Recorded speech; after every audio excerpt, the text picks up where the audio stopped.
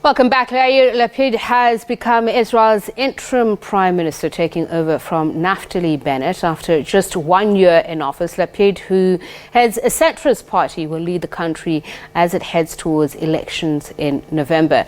The handover follows last week's collapse of a coalition which he formed with Bennett. Lapid faces a tough challenge from former Prime Minister Benjamin Netanyahu, who has vowed to return to power. Now, Bennett will not run in the election.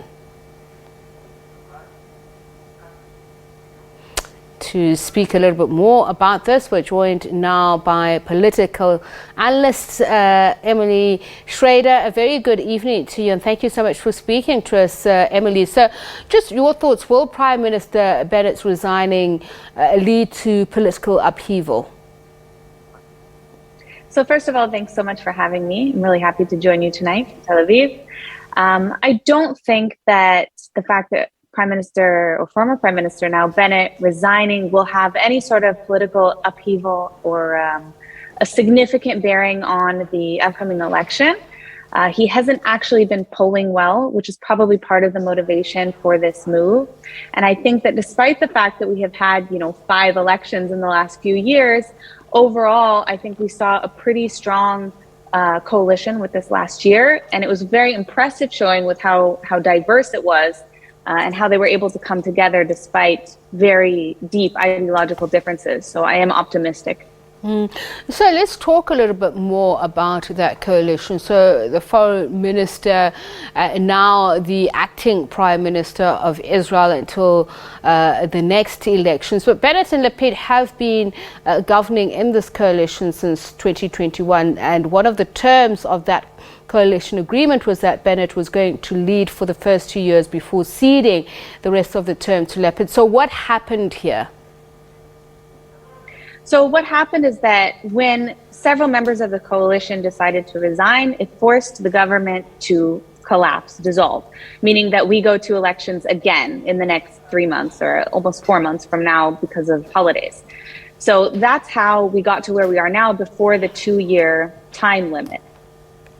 But did the fact that Netanyahu, who is facing corruption charges, somehow, so this is what has been said, somehow enabled Bennett's win to sway attention from him? Did that have anything to do with that? I mean, that's not withstanding the disagreements that Bennett and Netanyahu had, but they had similar politics, the dislike of leftists.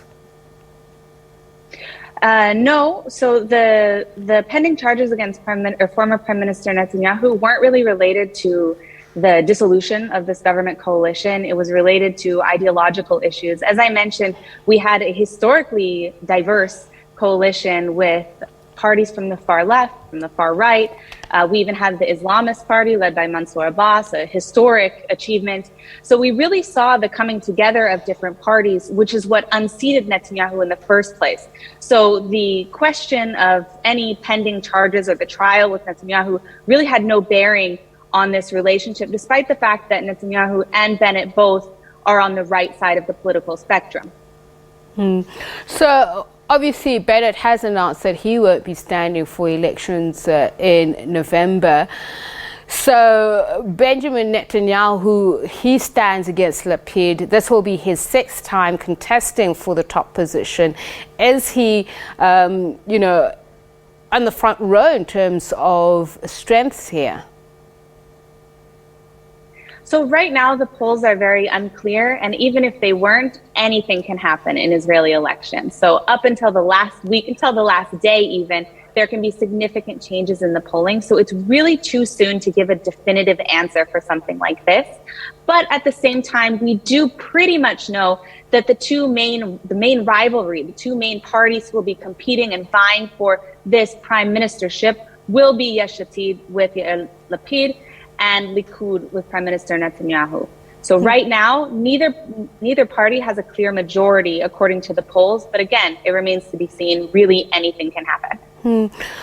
Now, share with us what you're hearing or what you know. There have been reports suggesting that Lapid and Netanyahu have crossed swords over the security situation, the uncertainty thereof, that they do have different ideological approaches to this. So What are you hearing? What is likely to happen over the next couple of months? So what was reported today was that Prime Minister Lapid went with the original protocol, which is that he briefs the leader of the opposition, which is currently Netanyahu, on the security issues. It is true that Netanyahu did not want to do that. He wanted to receive it from the military advisor. That is what he has also done with Bennett. So this isn't actually a change. Many people do say that this is a political move in order to not be photographed with what will soon be his political rival in the upcoming election. It remains to be seen if that's the truth or not. And it also remains to be seen if that is what Lapid will do, if he will go with the military advisor briefing Netanyahu or if he will do it himself. So the word is the objection to this was to prevent the security briefing turning into a political tool. How would this happen, or how would it lend itself to that? I think that in any election, anywhere in the world, it's about perception. And so the concern was that this would be photographed and somehow used by either side to their advantage or disadvantage. I mean, politicians say a lot of things in the lead up to elections. All of them do it. So it remains to be seen what will actually happen with this, as I mentioned. But I think that was the motivation behind this concern.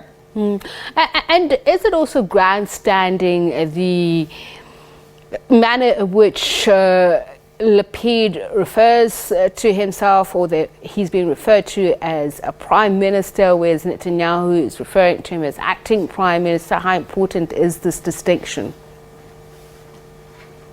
So I wouldn't consider this distinction important, interim or prime minister.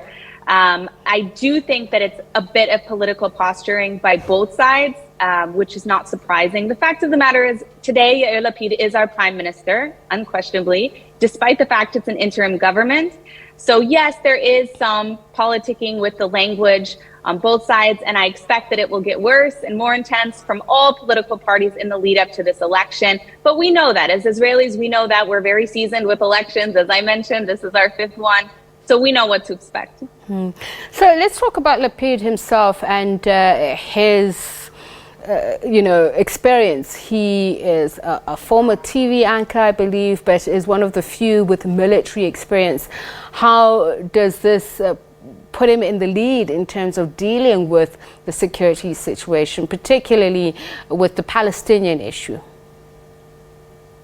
Well, I think that Prime Minister Lapid has proved himself as a political leader already. I think that he's fully capable of dealing with the security challenges facing the state of Israel. And we also have to remember that at the same time this is happening with Lapid being prime minister, we also have Bennett serving in the interim government as the alternative prime minister, who's still handling security arrangements with Iran.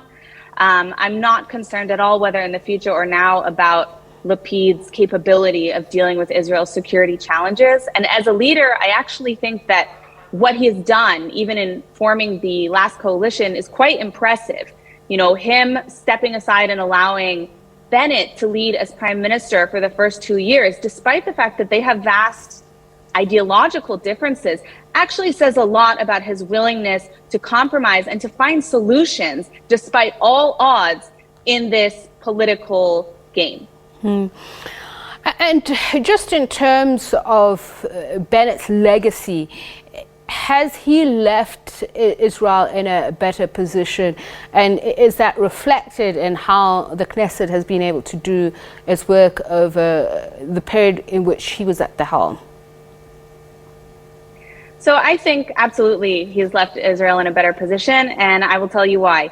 I think that this government coalition gave a message of hope, not just to the state of Israel and all of our population, but also outside of Israel. When people look at Israel and they're able to see that despite vast, and I mean vast, ideological differences from left to right on security issues, on economic issues, on religious issues, we saw that these parties can come together and that they can accomplish things. One of the last pieces of legislation that was passed in Israel was raising disability rights and improving the situation for disability rights in the state of Israel. So despite the fact that there are deep differences, there are many positive things that happened and that can happen when people with differences work together. And I think that this is something that inspires a lot of hope at a time when a lot of people, both in Israel and around the world, have lost a lot of faith in their political systems and in their leadership.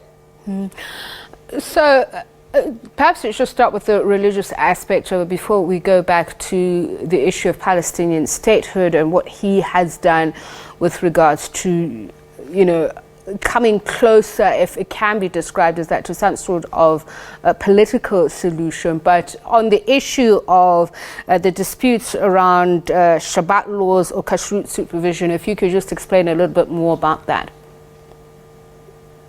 So in Israel, there are several religious parties who, under Prime Minister Netanyahu, were always in the coalition.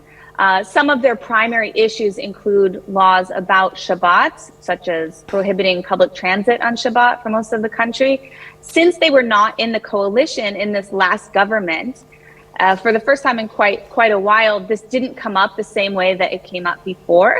It remains to be seen what will happen in the next election, if they'll sit in the coalition, if they won't, if this issue will come up. It's really too soon to tell. But these are issues that come up with the religious parties in the state of Israel.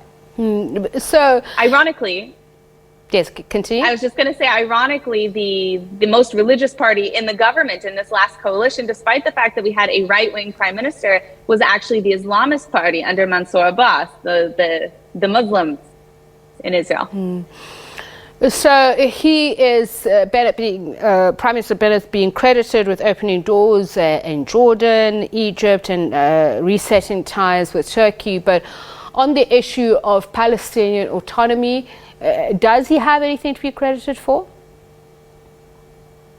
Well, I think part of the coalition agreement from the beginning was that they were not going to engage in negotiations because there were several parties who opposed a Palestinian state.